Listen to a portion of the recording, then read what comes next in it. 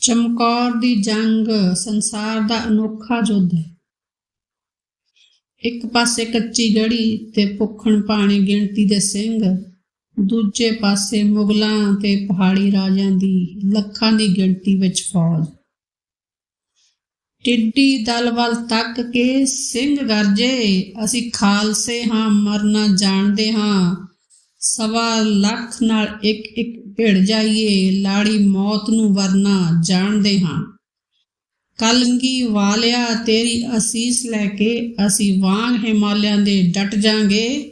ਅਸਾਂ ਪੰਥ ਗੁਲਾਮ ਨਹੀਂ ਹੋਣ ਦੇਣਾ, ਭਾਵੇਂ ਕੱਟ ਜਾਂਗੇ। ਬਾਬਾ ਅਜੀਤ ਸਿੰਘ ਤੇ ਬਾਬਾ ਜੁਝਾਰ ਸਿੰਘ ਕਿਹੜੇ ਸ਼ਾਸਤਰਾਂ ਨਾਲ ਜੰਗ ਚਮਕੌਰ ਸਾਹਿਬ ਦੀ ਲੜੇ। ਚਮਕੌਰ ਸਾਹਿਬ ਦੀ ਜੰਗ ਬਾਰੇ ਗੱਲ ਕਰੀਏ ਤਾਂ ਚਮਕੌਰ ਦੀ ਜੰਗ 8 ਪੋਹ ਨੂੰ ਸਵੇਰੇ ਸ਼ੁਰੂ ਹੋ ਗਈ ਸੀ। ਚਮਕੌਰ ਦੀ ਗੜੀ ਨੂੰ ਮੁਗਲਾਂ ਨੇ ਘੇਰਾ ਰਾਤ ਨੂੰ ਹੀ ਪਾ ਲਿਆ ਸੀ। ਮੁਗਲ ਗੁਰੂ ਗੋਬਿੰਦ ਸਿੰਘ ਜੀ ਨੂੰ ਜਿਉਂਦਾ ਪਕੜਨਾ ਚਾਹੁੰਦੇ ਸਨ, ਪਰ ਅਜਿਹਾ ਨਾ ਹੋ ਸਕਿਆ।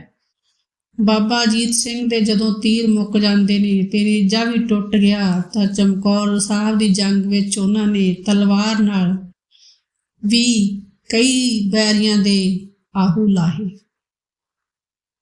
ਗੁਰੂ ਸਾਹਿਬ ਦੀ ਉਂਗਲ ਇੰਨੀ ਜ਼ਿਆਦਾ ਸੁੱਜ ਗਈ ਸੀ ਕਿ ਛੱਲਾ ਵੀ ਕਟਵਾਉਣਾ ਪਿਆ।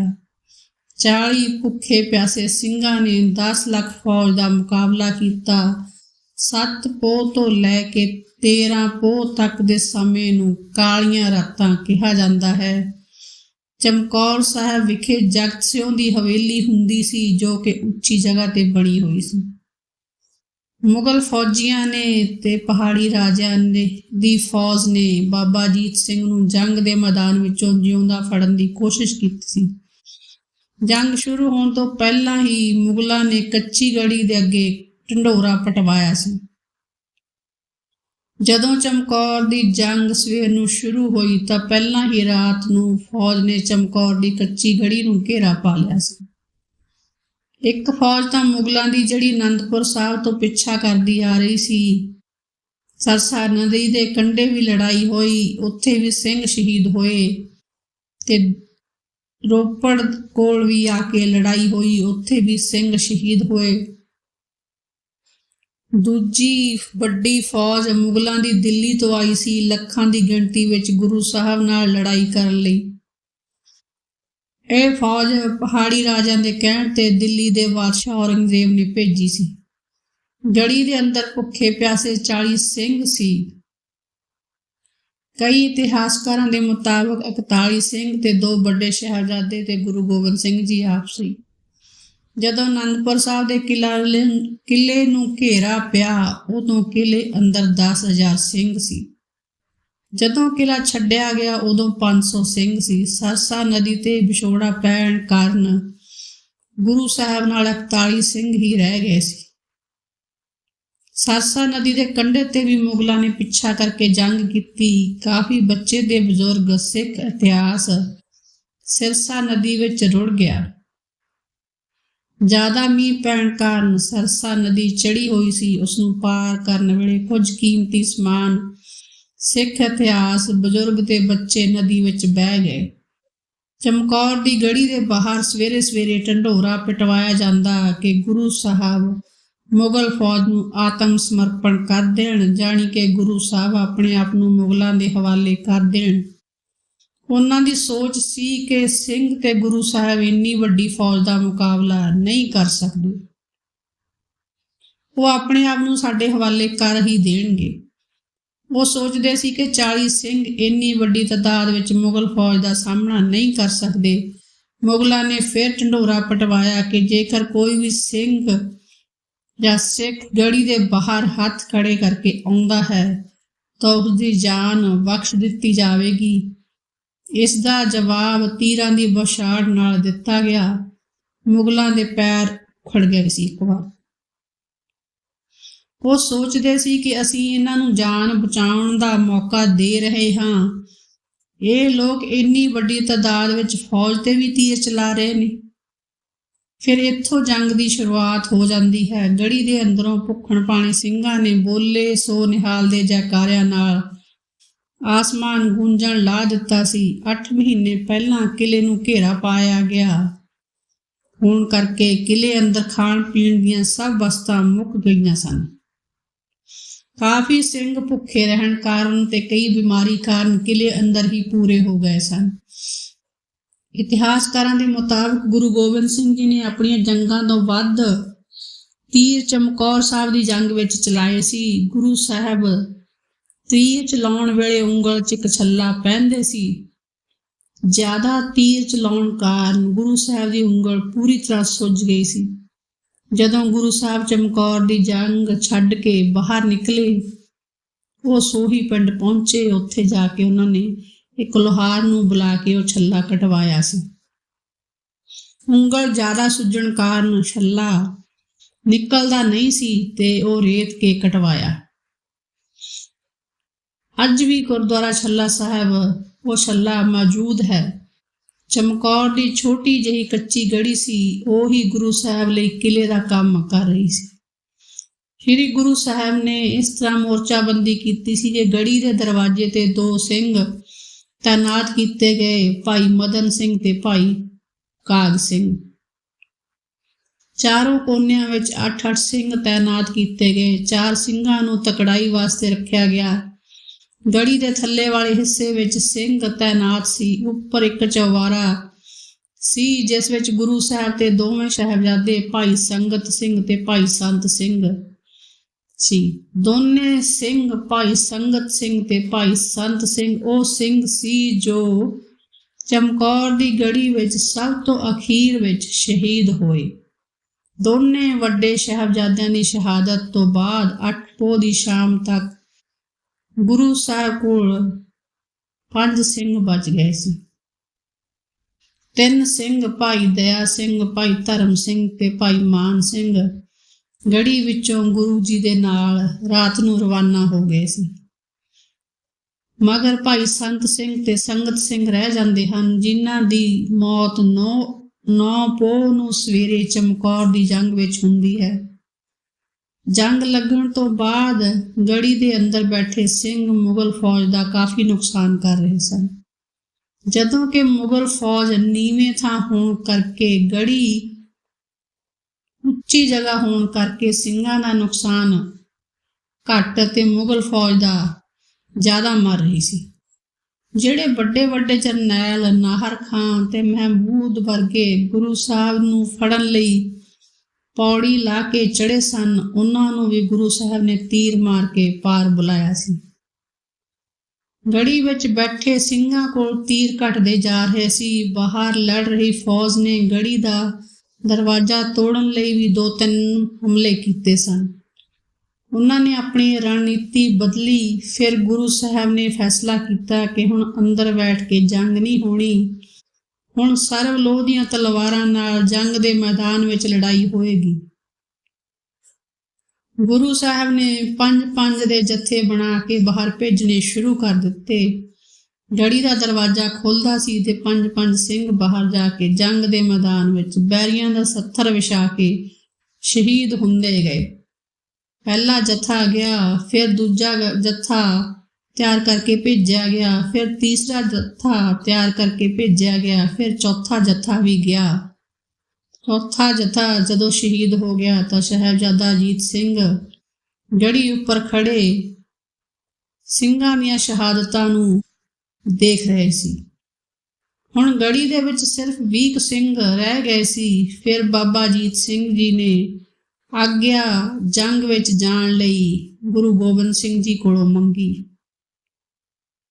ਜਿਹੜੇ ਸਿੰਘ ਗੜੀ ਦੇ ਅੰਦਰ ਮੌਜੂਦ ਸਨ, ਉਹ ਬਾਬਾ ਅਜੀਤ ਸਿੰਘ ਨੂੰ ਜੰਗ ਦੇ ਮੈਦਾਨ ਅੰਦਰ ਭੇਜਣਾ ਨਹੀਂ ਸਨ ਚਾਹੁੰਦੇ। ਉਹ ਨਹੀਂ ਸੀ ਚਾਹੁੰਦੇ ਕਿ ਸਾਹਿਬਜ਼ਾਦੇ ਜੰਗ ਦੇ ਮੈਦਾਨ ਵਿੱਚ ਜਾ ਕੇ ਲੜਨ। ਉਹਨਾਂ ਨੇ ਗੁਰੂ ਸਾਹਿਬ ਨੂੰ ਬੇਨਤੀ ਕੀਤੀ ਕਿ ਤੁਹਾਡੀ ਤੇ ਸਾਹਿਬਜ਼ਾਦਿਆਂ ਦੀ ਸਿੱਖ ਕੌਮ ਨੂੰ ਬਹੁਤ ਲੋੜ ਹੈ। ਤੁਸੀਂ ਸਾਹਿਬਜ਼ਾਦਿਆਂ ਨੂੰ ਲੈ ਕੇ ਗੜੀ ਵਿੱਚੋਂ ਨਿਕਲ ਜਾਵੋ। ਗੁਰੂ ਸਾਹਿਬ ਨੇ ਕਿਹਾ ਕਿ ਜਿਹੜੇ ਜੰਗ ਦੇ ਮੈਦਾਨ ਅੰਦਰ ਲੜ ਰਹੇ ਹਨ, ਉਹ ਸਾਰੇ ਮੇਰੇ ਸਾਹਿਬਜ਼ਾਦੇ ਹਨ। ਤੁਸੀਂ ਵੀ ਮੇਰੇ ਸਾਰੇ ਸਾਹਿਬਜ਼ਾਦੇ ਹੋ। ਗੁਰੂ ਸਾਹਿਬ ਨੇ ਖਾਲਸਾ ਪੰਥ ਮੇਰਾ ਪੁੱਤਰ ਹੈ, ਤੁਸੀਂ ਮੇਰੇ ਸਾਰੇ ਬੱਚੇ ਹੋ। ਮੈਨੂੰ ਤੁਹਾਡੀ ਸਭ ਦੀ ਫਿਕਰ ਹੈ। ਗੁਰੂ ਸਾਹਿਬ ਨੇ ਸਿੱਧ ਕਰਕੇ ਵੀ ਇਹ ਵਿਖਾਇਆ, ਇਤਿਹਾਸ ਵਿੱਚ ਅਜਿਹਾ ਅੱਜ ਤੱਕ ਨਹੀਂ ਹੋਇਆ ਕਿ ਆਪਣੇ ਬੱਚਿਆਂ ਨੂੰ ਪਾਲ ਪੋਸ ਕੇ ਜੰਗ ਦੇ ਮੈਦਾਨ ਅੰਦਰ ਸ਼ਹੀਦ ਹੋਣ ਲਈ ਭੇਜ ਦਿੱਤਾ ਜਾਵੇ। ਧੰਨ ਜਿਗਰਾ ਕਲੰਗੀਆਂ ਵਾਲੇ ਦਾ, ਜਿਸ ਨੇ ਆਪਣੇ 4 ਪੁੱਤਰ ਕੌਮ ਉੱਤੋਂ ਵਾਰ ਦਿੱਤੇ। ਉਮਰ 17 ਸਾਲ ਦੇ ਸਾਹਿਬਜ਼ਾਦੇ ਨੂੰ ਆਪ ਤਿਆਰ ਕਰਕੇ ਜੰਗ ਦੇ ਮੈਦਾਨ ਵਿੱਚ ਗੁਰੂ ਗੋਬਿੰਦ ਸਿੰਘ ਜੀ ਨੇ ਭੇਜਿਆ। ਸਾਹਿਬਜ਼ਾਦਾ ਬਾਬਾ ਅਜੀਤ ਸਿੰਘ ਵੀ 5 ਸਿੰਘਾਂ ਦਾ ਜੱਥਾ ਲੈ ਕੇ ਗੜੀ ਦੇ ਬਾਹਰ ਜੰਗ ਦੇ ਮੈਦਾਨ ਵਿੱਚ ਜਾਂਦੇ ਹਨ। ਗੜੀ ਦਾ ਦਰਵਾਜ਼ਾ ਖੁੱਲ੍ਹਦਾ ਹੈ। ਘੋੜੇ ਦੇ ਸਵਾਰ ਬਾਬਾ ਅਜੀਤ ਸਿੰਘ ਹੱਥ ਵਿੱਚ ਤੀਰ ਕਮਾਨ ਫੜਿਆ ਹੋਇਆ ਸੀ। ਬਾਬਾ ਅਜੀਤ ਸਿੰਘ ਨੇ ਬੈਰੀਆਂ ਉੱਤੇ ਤੀਰਾਂ ਦਾ ਇੱਕ ਵਾਰ ਤਾਂ ਮੀਂਹ ਵਰਸਾ ਦਿੱਤਾ। ਇਤਿਹਾਸਕਾਰ ਲਿਖਦੇ ਹਨ ਕਿ ਬੈਰੀਆਂ ਦਾ ਬਹੁਤ ਨੁਕਸਾਨ ਕਰ ਦਿੱਤਾ। ਬਾਬਾ ਅਜੀਤ ਸਿੰਘ ਜੀ ਦਾ ਇੱਕ ਵੀ ਤੀਰ ਖਾਲੀ ਨਹੀਂ ਸੀ ਗਿਆ। ਇੱਕ ਤੀਰ ਮਾਰ ਕੇ ਮੁਗਲ ਫੌਜੀਆਂ ਨੂੰ ਸ਼ਹੀਦ ਕਰ ਰਹੇ ਸਨ। ਜਦੋਂ ਬਾਬਾ ਅਜੀਤ ਸਿੰਘ ਜੀ ਦੇ ਸਾਰੇ ਤੀਰ ਖਤਮ ਹੋ ਜਾਂਦੇ ਹਨ ਤਾਂ ਬਾਬਾ ਅਜੀਤ ਸਿੰਘ ਨੇ ਦਲੇਰੀ ਨਾਲ ਲੜਦਿਆਂ ਲਾਹੌਰ ਦਾ ਸੂਬੇਦਾਰ ਜ਼ਬਰਦਸਤ ਖਾਨ ਬਾਬਾ ਅਜੀਤ ਸਿੰਘ ਜੀ ਨੂੰ ਪਛਾਣ ਲੈਂਦਾ ਹੈ ਕਿ ਇਹ ਗੁਰੂ ਗੋਬਿੰਦ ਸਿੰਘ ਜੀ ਦਾ ਸਪੁੱਤਰ ਹੈ। ਉਹ ਆਪਣੇ ਸਿਪਾਹੀਆਂ ਨੂੰ ਭੇਜਦਾ ਹੈ ਕਿ ਇਸ ਨੂੰ ਤੁਸੀਂ ਜਿਉਂਦਾ ਫੜ ਕੇ ਲੈ ਆਓ।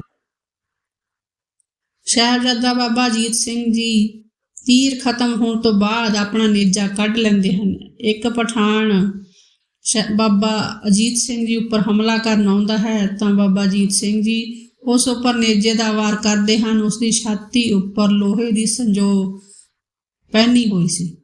ਬਾਬਾ ਅਜੀਤ ਸਿੰਘ ਜੀ ਜਦੋਂ ਨੇਜੇ ਦਾ ਵਾਰ ਉਸ ਦੀ ਛਾਤੀ ਉੱਪਰ ਕਰਦੇ ਹਨ ਤੇ ਉਹ ਨੇਜਾ ਉਸ ਦੀ ਸੰਜੋ ਵਿੱਚ ਖੁੱਭ ਜਾਂਦਾ ਹੈ। ਜਦੋਂ ਵਾਪਸ ਨੇਜਾ ਖਿੱਚਦੇ ਹਨ ਬਾਹਰ ਕੱਢਣ ਲਈ ਤਾਂ ਲੋਹੇ ਦੀ ਸੰਜੋ ਅੰਦਰ ਖੁੱਭਣ ਕਾਰਨ ਨੇਜਾ ਅੱਗਿਓਂ ਟੁੱਟ ਜਾਂਦਾ ਹੈ। ਫਿਰ ਬਾਬਾ ਅਜੀਤ ਸਿੰਘ ਜੀ ਆਪਣੀ ਤਲਵਾਰ ਕੱਢ ਲੈਂਦੇ ਹਨ। ਤਲਵਾਰ ਬੈਰੀਆਂ ਦੇ ਖੂਨ ਨਾਲ ਸਕਿੰਟਾਂ 'ਚ ਹੀ ਲਾਲ ਹੋ ਜਾਂਦੀ ਹੈ। ਬੈਰੀਆਂ ਦੇ ਆਹੂ ਲਾਉਂਦੇ ਗਏ। ਫਿਰ ਇੱਕ ਤੀਰ ਬਾਬਾ ਅਜੀਤ ਸਿੰਘ ਜੀ ਦੇ ਘੋੜੇ ਨੂੰ ਆ ਕੇ ਲੱਗਦਾ ਹੈ। ਘੋੜਾ ਜ਼ਖਮੀ ਹੋ ਕੇ ਡਿੱਗ ਜਾਂਦਾ ਹੈ ਤੇ ਹੁਣ ਬਾਬਾ ਅਜੀਤ ਸਿੰਘ ਜੀ ਪੈਦਲ ਹੀ ਲੜਨਾ ਸ਼ੁਰੂ ਕਰਦੇ ਹਨ। ਰੇਸ਼ਮੀ ਬਾਣਾ ਲਹੂ ਲਹਾਨ ਹੋ ਚੁੱਕਿਆ ਹੈ। ਸਰੀਰ ਤੇ ਅਨੇਕਾਂ ਹੀ ਫੱਟ ਲੱਗ ਚੁੱਕੇ ਹਨ। ਕਿਰਪਾਨ ਹੱਥ 'ਚ ਲਹਿਰਾ ਕੇ ਬਾਬਾ ਅਜੀਤ ਸਿੰਘ ਜੀ ਨੂੰ ਮੁਗਲ ਫੌਜ ਝੁੰਡ ਬਣਾ ਕੇ ਘੇਰ ਲੈਂਦੇ ਹਨ। ਇਹ ਸਾਰਾ ਦਿਨ ਗੁਰੂ ਗੋਬਿੰਦ ਸਿੰਘ ਜੀ, ਇਹ ਸਾਰਾ ਦ੍ਰਿਸ਼ ਗੁਰੂ ਗੋਬਿੰਦ ਸਿੰਘ ਜੀ ਕੱਚੀ ਗੜੀ ਦੇ ਉੱਪਰੋਂ ਦੇਖਦੇ ਹੁੰਦੇ ਹਨ। ਇਉਂ ਲੱਗਦਾ ਸੀ ਕਿ ਜਿਵੇਂ ਬਾਬਾ ਅਜੀਤ ਸਿੰਘ ਨੂੰ ਗਿੱਦੜਾਂ ਦੇ ਝੁੰਡ ਨੇ ਘੇਰ ਲਿਆ ਹੋਵੇ। ਫਿਰ ਵੀ ਬਾਬਾ ਅਜੀਤ ਸਿੰਘ ਪੂਰੇ ਜੋਸ਼ ਨਾਲ ਬੈਰੀਆਂ ਦੇ ਸਿਰ ਲਾ ਰਹੇ ਸੀ। ਇੱਕ ਪਠਾਨ ਪਿੱਛੋਂ ਦੀ ਵਾਰ ਕਰਕੇ ਸਾਹਿਬਜ਼ਾਦਾ ਅਜੀਤ ਸਿੰਘ ਤੇ ਵਾਰ ਕਰਕੇ ਆਰ ਪਾਰ ਕਰ ਦਿੰਦਾ ਹੈ। ਬਾਬਾ ਅਜੀਤ ਸਿੰਘ ਜੀ ਡਿੱਗ ਪੈਂਦੇ ਹਨ। ਡਿੱਗੇ ਪਏ ਬਾਬਾ ਅਜੀਤ ਸਿੰਘ ਜੀ ਉੱਪਰ ਕਿੰਨੇ ਹੀ ਵਾਰ ਕੀਤੇ ਗਏ। ਮੁਗਲ ਤੇ ਪਹਾੜੀ ਰਾਜਾਂ ਦੀ ਫੌਜ ਨੇ ਇੰਨੇ ਜ਼ਿਆਦਾ ਵਾਰ ਕਰ ਦਿੱਤੇ ਕਿ ਸ਼ਹੀਦ ਹੋਣ ਤੋਂ ਬਾਅਦ ਵੀ ਜਦੋਂ ਬਾਬਾ ਜੀ ਦੇ ਸਰੀਰ ਉੱਪਰ 300 ਤੋਂ ਜ਼ਿਆਦਾ ਫੱਟ ਸੀ। ਸ਼ਹਾਦਤ ਸਮੇਂ ਬਾਬਾ ਅਜੀਤ ਸਿੰਘ ਜੀ ਦਾ ਸਰੀਰ ਦੇ ਉੱਪਰ ਇੰਨੇ ਜ਼ਿਆਦਾ ਫੱਟ ਸੀ। ਗੁਰੂ ਗੋਬਿੰਦ ਸਿੰਘ ਜੀ ਦਾ ਸ਼ੇਰ ਪੁੱਤਰ ਹੋਣਾ ਸ਼ਾਂਤ ਹੋ ਗਿਆ ਸੀ।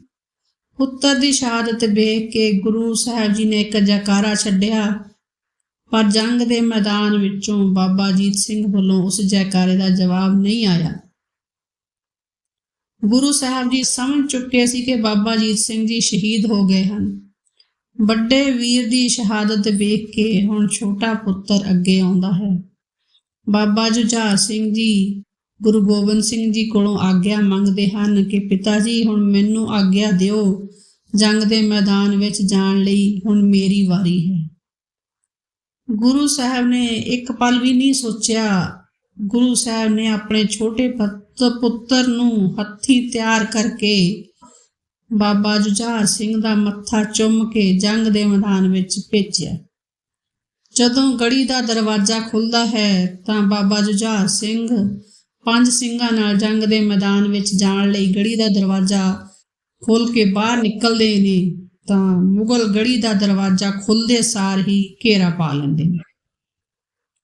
ਕਿਉਂਕਿ ਸਾਹਿਬਜ਼ਾਦਾ ਅਜੀਤ ਸਿੰਘ ਨੇ ਫੌਜ ਦਾ ਇੰਨਾ ਨੁਕਸਾਨ ਕਰ ਦਿੱਤਾ ਸੀ, ਮੁਗਲ ਫੌਜੀ ਨਹੀਂ ਸੀ ਚਾਹੁੰਦੇ ਕਿ ਬਾਹਰ ਨਿਕਲਦਿਆਂ ਨੂੰ ਹੀ ਘੇਰਾ ਪਾ ਲਿਆ ਜਾਵੇ। ਉਹ ਚਾਹੁੰਦੇ ਸੀ ਕਿ ਬਾਹਰ ਨਿਕਲਦਿਆਂ ਨੂੰ ਹੀ ਘੇਰ ਲਿਆ ਜਾਵੇ। ਜਦੋਂ ਗੁਰੂ ਸਾਹਿਬ ਜੀ ਨੇ ਦੇਖਿਆ ਕਿ ਗੜੀ ਦੇ ਉੱਪਰੋਂ ਹੀ ਉਹਨਾਂ ਨੇ ਤੀਰ ਛੱਡਿਆ ਤੇ ਉਹ ਘੇਰਾ ਤੋੜਿਆ। ਗੁਰੂ ਸਾਹਿਬ ਦੇ ਤੀਰਾਂ ਨਾਲ ਮੁਗਲ ਫੌਜੀ ਇੱਧਰ ਉੱਧਰ ਦੌੜਦੇ ਹਨ ਤੇ ਜੰਗ ਦੇ ਮੈਦਾਨ ਵਿੱਚ ਫਿਰ ਜਾ ਕੇ ਬਾਬਾ ਜੁਝਾਰ ਸਿੰਘ ਜੀ ਆਪਣੀ ਸਮਰੱਥਾ ਤੋਂ ਵੱਧ ਲੜਦੇ ਹਨ। ਇਤਿਹਾਸਕਾਰਾਂ ਮੁਤਾਬਕ ਬਾਬਾ ਅਜੀਤ ਸਿੰਘ ਜੀ ਨੇ ਤਾਂ ਹਥਿਆਰਾਂ ਦੀ ਪੂਰੀ ਟ੍ਰੇਨਿੰਗ ਲਈ ਹੋਈ ਸੀ, ਪਰ ਬਾਬਾ ਜੁਝਾਰ ਸਿੰਘ ਜੀ ਇੰਨੇ ਨਿਪੁੰਨ ਨਹੀਂ ਸੀ। ਫਿਰ ਵੀ ਉਹ ਇੰਨੇ ਤਰੀਕੇ ਨਾਲ ਲੜ ਰਹੇ ਸੀ ਜਿਵੇਂ ਪਹਿਲਾਂ ਉਹਨਾਂ ਨੇ ਕਈ ਜੰਗਾਂ ਲੜੀਆਂ ਹੋਣ। ਪਰੰਤੂ ਲੱਖਾਂ ਦੀ ਫੌਜ ਸਾਹਮਣੇ ਇਹ ਕਿੰਨਾ ਕੁ ਚਿਰ ਟਿਕ ਸਕਦੇ ਸਨ। ਸ਼ਹੀਦੀ ਪ੍ਰਾਪਤ ਕਰਨ ਤੋਂ ਪਹਿਲਾਂ ਕਿੰਨੇ ਹੀ ਮੁਗਲ ਦੇ ਪਹਾੜੀ ਫੌਜ ਨੂੰ ਮੌਤ ਦੇ ਘਾਟ ਉਤਾਰਿਆ। ਸਾਹਿਬਜ਼ਾਦਾ ਬਾਬਾ ਜੁਝਾਰ ਸਿੰਘ ਜੀ ਵੀ ਸ਼ਹੀਦੀ ਪ੍ਰਾਪਤ ਕਰ ਗਏ। ਸੂਰਜ ਢਲ ਚੁੱਕਿਆ ਸੀ, ਸ਼ਾਮ ਹੋ ਚੁੱਕੀ ਸੀ। ਸੂਰਜ ਡੁੱਬਣ ਤੋਂ ਪਹਿਲਾਂ ਗੁਰੂ ਜੀ ਦੇ 2 ਅੱਖਾਂ ਦੇ ਤਾਰੇ ਵੀ ਸ਼ਹੀਦ ਹੋ ਗਏ। ਗੁਰੂ ਤੇਗ ਬਹਾਦਰ ਦੇ ਪੋਤੇ ਛੋਟੀ ਉਮਰੇ ਸ਼ਹੀਦੀ ਪ੍ਰਾਪਤ ਕਰਕੇ ਆਪਣੇ ਦਾਦੇ ਦੇ ਸੰਗ ਰਲ ਗਏ। ਗੁਰੂ ਸਾਹਿਬ ਨੇ ਆਪਣੇ ਸਾਹਿਬਜ਼ਾਦਿਆਂ ਦੀ ਸ਼ਹੀਦੀ ਅੱਖੀਂ ਵੇਖੀ, ਪਰ ਗੁਰੂ ਸਾਹਿਬ ਦੇ ਮੱਥੇ ਤੇ ਕੋਈ ਵੀ ਸ਼ਿਕਨ ਨਹੀਂ ਸੀ। ਗੁਰੂ ਸਾਹਿਬ ਨੇ ਸਿੱਧ ਕਰ ਦਿੱਤਾ ਸੀ ਕਿ ਮਾਂ ਗੁਜਰੀ ਦੇ ਪੁੱਤਰ ਨੂੰ ਦੂਜਿਆਂ ਦੇ ਸੀਸ ਮੰਗਣੇ ਜਾਂ ਬਾਰਨੇ ਹੀ ਨਹੀਂ ਆਉਂਦੇ। ਉਹਨਾਂ ਨੇ ਆਪਣੇ ਜਿਗਰ ਦੇ ਟੋਟੇ ਵੀ ਕੌਮ ਉੱਪਰੋਂ ਕੁਰਬਾਨ ਕਰ ਦਿੱਤੇ ਹਨ। ਲੋੜ ਪੈਣ ਤੇ ਆਪਣੇ ਪੁੱਤਰਾਂ ਦੇ ਸੀਸ ਵੀ ਵਾਰ ਦਿੱਤੇ ਹਨ।